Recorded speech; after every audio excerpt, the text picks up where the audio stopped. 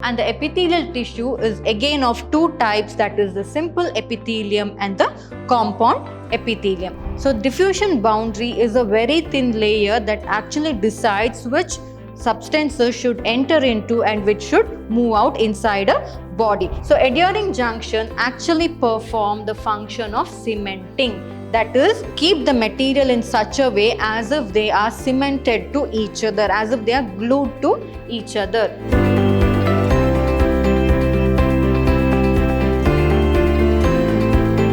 Hello everyone, a warm welcome to today's session on chapter 7, that is structural organization in animals. I'm Dr. Divya, biology faculty, Vidhyaashram Pre-University College, Mysuru, Temple of Excellence. So in today's chapter, we shall study about the anatomy of the animals. So far we had studied everything regarding the plants, be it the morphology of the plants and the anatomy of the plants. This particular chapter mainly concentrates on the different type of tissues that are present in the animals. So animals, they have the simple tissues, the compound tissues, the organs, the organ systems. That is, when it comes to the organ and the organ system, there is the digestive system, the alimentary canal, the nervous system, the reproductive system, and so on.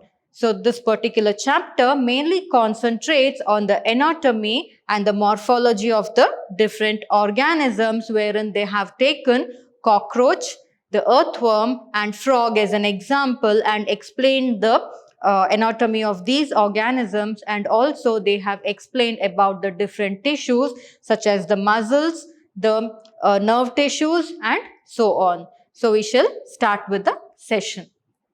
So the animal tissue is also of different types, like how it is seen in the plants. In the plants also they have tissues such as the epithelial tissue, the cortex tissues, that is the parenchyma cells, the sclerenchyma, the collenchyma and all that, and also the vascular tissues, that is the xylem and the phloem. Just like that, animals also have different types of tissue systems. The first being the epithelial tissue, and the second, that is the connective tissue, the third, the muscular tissue or the muscle tissue, and the third, the nervous system, that is the neural tissue. So we shall study about each of these tissues one by one.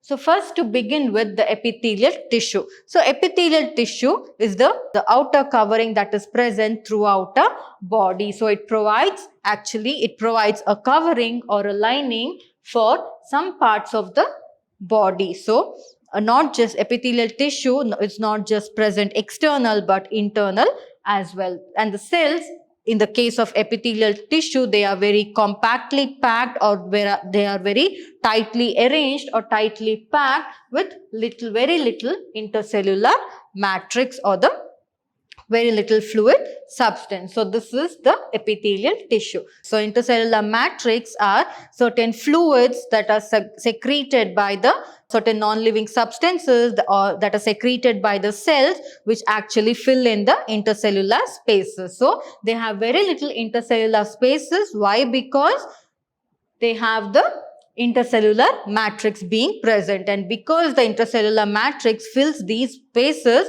that is why the cells are very tightly packed or they are compactly arranged. And the epithelial tissue is again of two types, that is the simple epithelium and the compound epithelium. So simple epithelium. So simple epithelium is made up of just one layer of the epithelial cells. So they are made up of a single layer of cells, and their main function is to protect the body. So as I told you, the external skin that we see on a body is not just what belongs to the epithelium, but also epithelia. It forms a lining for the body cavities, for the ducts and also for the tubes.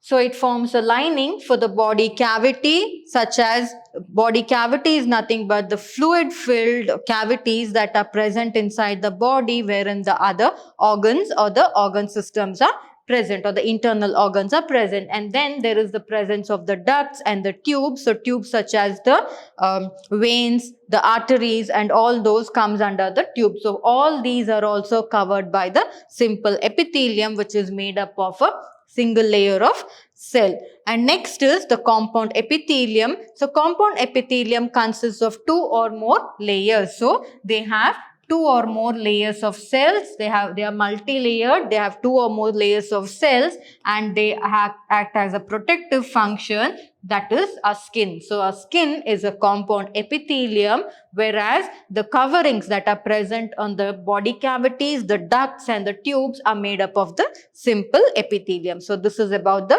epithelial tissue, which consists of the simple epithelium and the compound epithelium. So under simple epithelium, on the basis of modification of the cells. So modification of what kind of cells? On the basis of the modification of the epithelial cells, the simple epithelium is again divided into 3 types. It is again divided into 3 types, that is the squamous epithelium, the cuboidal epithelium and the columnar epithelium. Here, how they are categorized is based on the type of cell it is made up of, based on the shape and size of the cell. So when it comes to squamous epithelium, they are usually made up of the squamous tissues. They are made up of single thin layers of flattened cells having irregular boundaries. That is, the cells have irregular boundaries and they are very thin and they are very flattened. And also they are usually found in the walls of the layers of the blood vessels,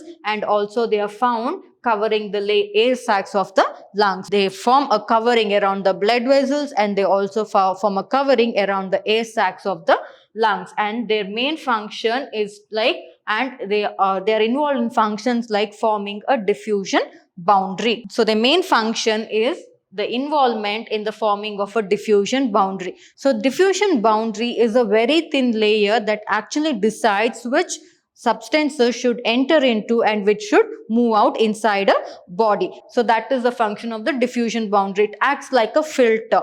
So that particular squamous cells or the squamous epithelial cells, which actually forms a layer covering the blood vessels and the air sacs of the lungs, they actually act like a diffusion boundary. For you to easily understand, I can say they act like a filter, therefore deciding which particles should be diffused, which should be entering into the blood vessel and which should be leaving out of the or not entering into the blood vessel. So that is what the main function of the squamous epithelium is, to function like a diffusion boundary. So next, moving on to, and as you can see here, they are made up of very thin layer of flattened cells. The cells are very flat. They are made up of flattened cells. So next, moving on to cuboidal epithelium.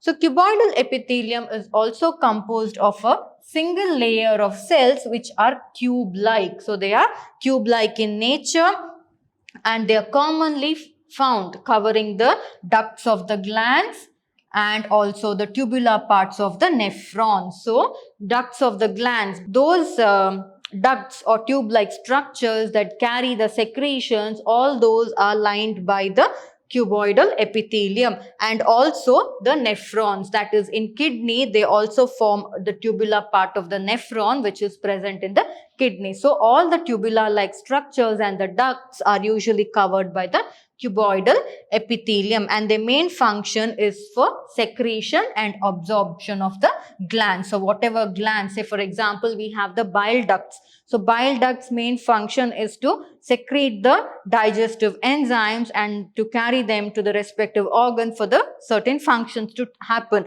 All that function is actually done by the cuboidal epithelium, and the epithelium of the proximal convoluted tubule, that is also a part of the nephron in the kidney, has microvilli. And these cuboidal epithelium are also found in the proximal convoluted tubules of the nephrons which are present in the kidneys. Why? Because they are present in the form of microvilli. So microvilli are nothing but they are the thin coverings that are present on these organs, and they are nothing but the cuboidal epithelium. They are made up of the cuboidal epithelium. Next, moving on to the columnar epithelium, and before that you can see here the cuboidal epithelium, actually the cells are cube shaped or cube like. They are cube shaped in arrangement, that is why it is called as the cuboidal epithelium.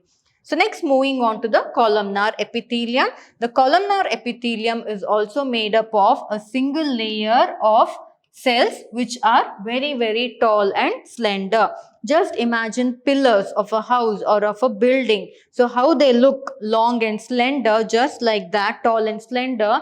Columnar cells, they look like the pillars. So they are composed of a single layer of tall and slender cells, and they have a nuclei which are usually located at the base. So you can see the other cells, that is the cells of the cuboidal epithelium and the squamous epithelium. The nucleus is always located at the center of the cell. But in the case of the columnar epithelium, the nucleus is usually located at the base of the cell. So they have a basal nuclei. They have a basal nucleus, and so on the free surface they may produce microvilli-like structures which are nothing but a thin membrane-like protrusions, as seen in the cuboidal epithelium as well.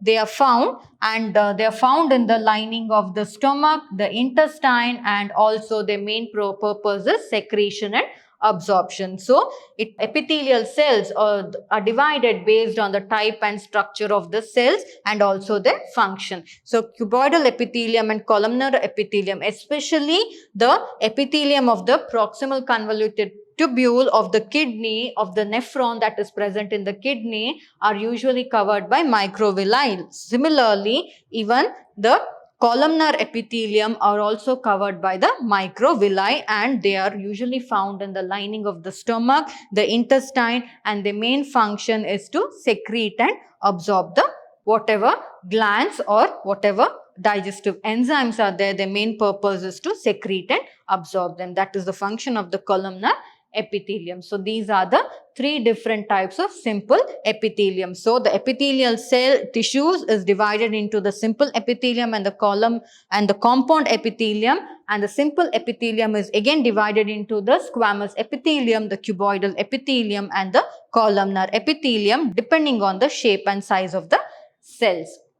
So next, moving on to one more kind of a epithelial tissue, that is the CLater epithelium. So the columnar as well as the cuboidal epithelium are again of two types, depending on whether they have cilia or whether they are glandular in nature. So we shall study about them one by one. So first, talking about the CLater epithelium. So those epithelial cells which have cilia on them, cilia are the fine hair-like structures. So those epithelial cells which have cilia present on them are called as the CLater epithelium. So any of the columnar epithelium or the cuboidal epithelium that comes under the simple epithelium, if they are covered by cilia or hair-like, fine hair-like structures, they are called as the CLater epithelium. So we have the columnar or the cuboidal cells which bear cilia on their free surface,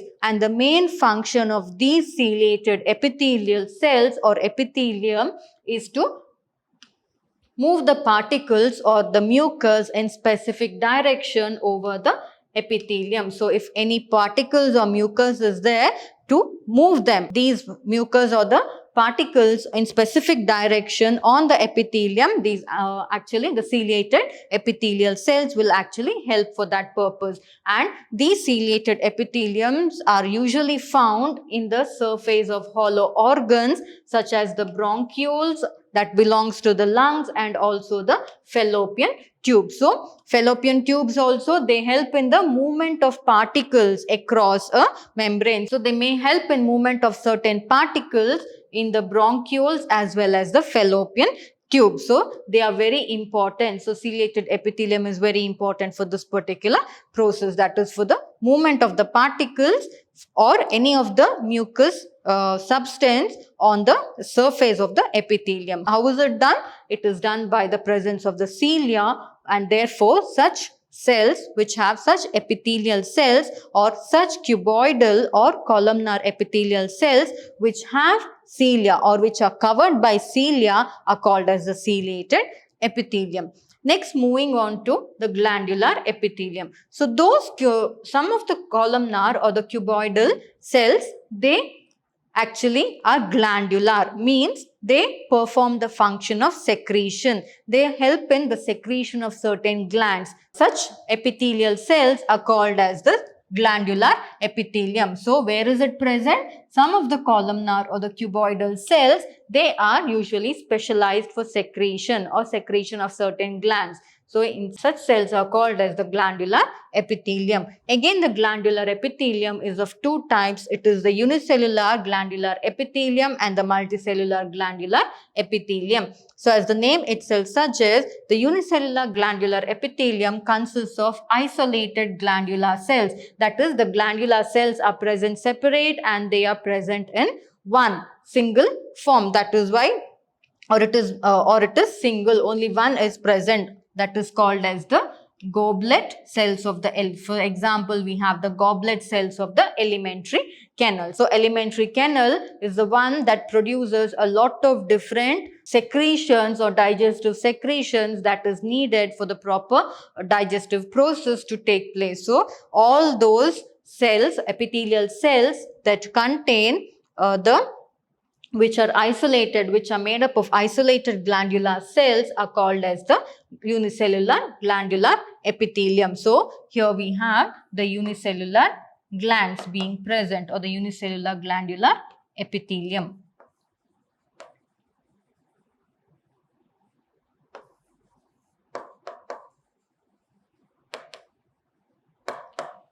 Unicellular glandular epithelium. Next comes the multicellular glandular epithelium. So, they consist of clusters of cells. The cells are in group. Here, the cells are isolated. They are present in singles, or they are present in only one. But in the case of multicellular, they are made up of clusters, or they are made up of groups. The best example is the salivary gland. So, here, as we can see, they are multicellular, and the best example is salivary gland. And salivary glands help in the secretion of the saliva and also certain enzymes that helps in the digestion of a portion of the food in the mouth itself. So, those those glands are covered by the multicellular glandular epithelium. So, these are the two different types of glandular epithelium, that is the unicellular glandular epithelium and the multicellular glandular epithelium. So, next moving on to the glands. So, glands, on the basis of the mode of pouring of their secretion, or how do they secrete, whether the secretion is slow, whether they pour the secretion, based on that the glands are divided into two categories, that is exocrine glands and the endocrine glands. So, where are the glands secreted into? Based on that, especially we have the exocrine glands and the endocrine glands. So, exocrine glands, they usually secrete the mucus, the saliva, then the earwax. Exocrine, it is external. Your saliva comes out of the mouth. You can spit it out, right? It is external. Then mucus also, from the nose, mucus, that is also external. Earwax, that is also external. Then we have oil secretions on a skin, right? That is also external. And milk, secretion of milk is also external. Then the digestive enzymes and other cell products, all those are nothing but the exocrine glands. So, these products are released usually through ducts or the tubes. So, those products that are released through either through the ducts or the tubes are called as the exocrine glands. Next, moving on to the endocrine glands. So, endocrine glands do not have ducts. Here, especially all the organs directly bathe in these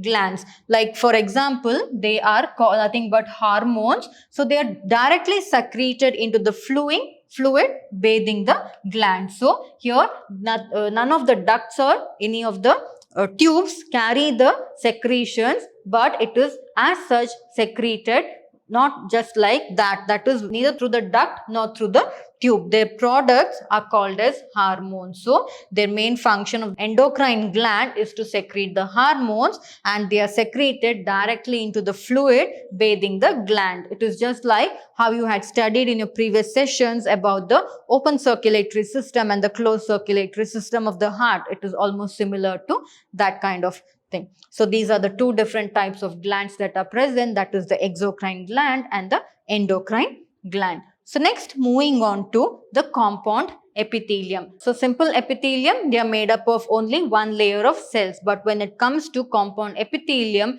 they are made up of more than one layer of cells. Therefore, they are also called as multi-layered, and therefore they have a very limited role in the secretion and absorption, because you know that a thin layer secretes and absorbs something very easily, but if the layer is thick, it is difficult for it to secrete and absorb. Therefore, because the compound epithelium is made up of more than one layer of cells, it has a very limited role or a very less minute or negligible role in secretions and absorption, unlike the simple epithelium. Simple epithelium is meant for the secretions and absorptions, but these do not play a major role in the secretion and the absorption. And their main function is to, I had told you the best example for compound epithelium is a skin, right? So the main function is to provide protection against various chemicals and mechanical stress. Imagine a muscle, if it was not covered by skin, any small wound,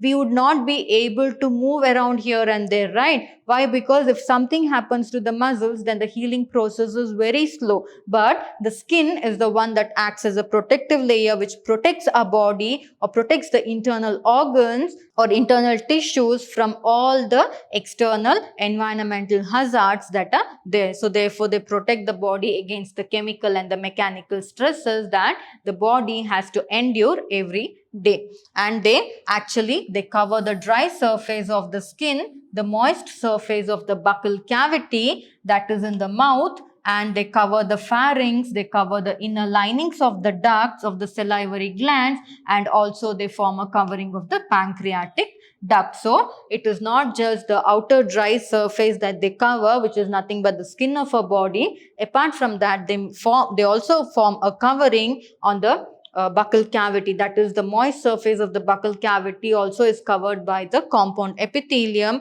and also the pharynx, that is the region where the food moves through the pharynx, and also the inner lining of the ducts of the salivary glands, and also the ducts of the pancreatic glands. All these are covered by the compound epithelium, but they play a very, very minute role in the secretion and the absorption process. So next, moving on to cell junctions. So all cells in the epithelium, they are held together. How do the cells form groups? How are the cells in a epithelium tissue or epithelial tissue held together? So they are held together with some materials that are present between the cells, that is they are intercellular. So there are some materials or substances which are present between the cells that actually holds each of the cells together. So say for example, there is one single cell, neighboring there is one single cell, one more cell. So how are these cells occurring in group? How are they held together? They are held together by some of the intercellular materials that are present. So in between the cells, there are some intercellular materials which actually, between the epithelial cells, there are some intercellular materials which actually hold the cells tightly in position. And almost in all the animal tissues, there are some specialized junctions that provide both the structural as well as the functional links between its individual cells. So they form a link. So be it any kind of animal tissue we take, each of the cells are interconnected to each other through cell junctions. So it is a junction here. So what is present between these junctions, or what is present? Some intercellular material is present, and that intercellular material is actually present between the cell junctions, which forms a connectivity link between the two or three, between all the single epithelial cells, so that they can bind together and form a tissue. That is how these are nothing but the cell junctions. So cell junctions are of three types. Three types of cell junctions are usually found in the epithelium and also in the other tissues. They are the tight junctions, the adhering junctions, and the gap junctions. So tight junctions. So tight junctions actually hold the cells in a compact arrangement or in a very close arrangement in such a way that it helps to stop substances from leaking across the tissue. So the cells are packed in such a way because of the presence of very tight junctions. The cells are packed. There is no gap at all in between. It is packed in such a way as if there is no gaps in between. So each cell is packed in such a way that it prevents in tight junctions. The junctions are very tight. There is not even a minute gap that is there between the cells. So because of this tight junction or tight wrapping of the cells, the leakage of substances across the tissue is not possible. So say for example, if digestive enzymes are limited to the stomach, then it is only to the stomach. If the intestinal enzymes are limited to the intestine, then it is only for the intestine. There is no leakage of the digestive enzymes out of the stomach. Why? Because of the tight junctions that are present between the cells. So this is about the tight junction. Next, moving on to one more type of junction, that is the adhering junctions. So adhering junction actually perform the function of cementing, that is keep the material in such a way as if they are cemented to each other, as if they are glued to each other, and they keep all the neighboring cells together. So they keep almost all the neighboring cells together. It is actually as if all these cells are cemented. Like how while building a house, the bricks are cemented, right? So that all the bricks will be held in a position, in one particular position they will be held. Just like that, the adhering junctions also perform a function in which they cement all the neighboring cells that are present so that they can stay together. So that is the function of the adhering junction. They help to adhere, means to attach to one another. That is the function. Next is the gap junction. So gap junction actually helps the cells to communicate with one another. So they form a connection with one another. How? Through the cytoplasm of the adjoining cells. So here, if this is one cell, this is one cell, this is another cell, there should be a connection between the cell number 1, the cell number 2 and the cell number 3. So how are they connected? They are connected by each other through the cytoplasm. So they are connected through the cytoplasm so that they can ions or small molecules or sometimes even big molecules can move from one cell to the another. So they maintain a good relationship with the other cell. Or how? By forming a connectivity. So the gap junctions, they actually help the cells to communicate with each other. So what is say for example, some of the ions that are present in this particular cell, cell 1 has to be transferred to cell 3. How it will get transferred? Because of the